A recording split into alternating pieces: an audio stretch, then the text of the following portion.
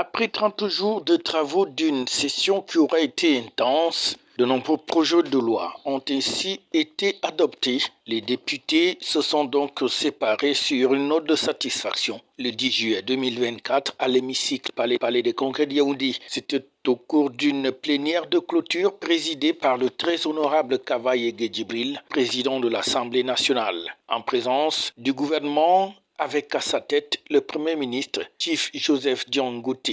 Prenant la parole pour son discours de clôture, le président de l'Assemblée nationale a tenu tout d'abord à féliciter son premier vice-président, l'honorable Hilarion Houghton, qui a été élu à la tête de l'Assemblée de la francophonie au Canada. De l'exercice en cours s'achève ce jour une session pleine, s'il en fut, marquée par l'examen et le vote de 12 projets de loi, dont celui portant prorogation du mandat des députés à l'Assemblée nationale.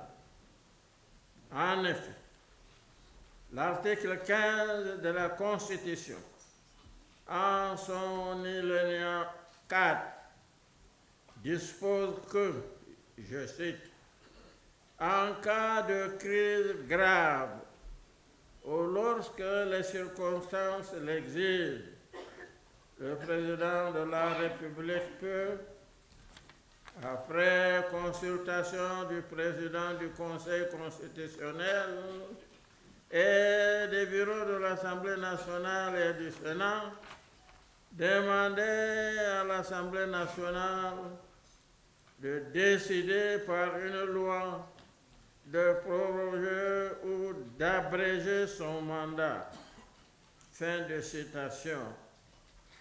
Pour le cas d'espèce, les échéances électorales attendues étaient toutes prévues pour 2025. Il s'agit de la présidentielle, des législatives, des régionales et des municipales. 4 consultations majeures qui auraient installé le Cameroun dans un cycle électoral permanent tout au long de la même année.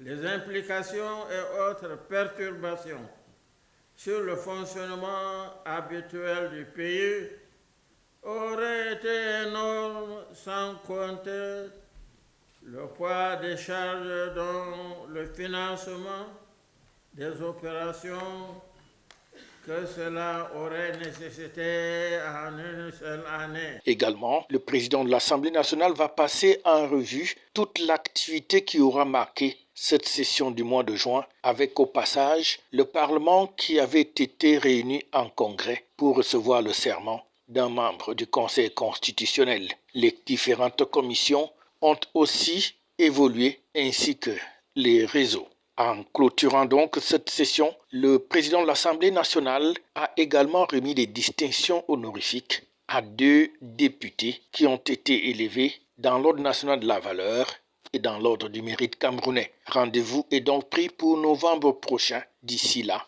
les députés sont appelés à poursuivre leur travail sur le terrain. FH News, votre télévision.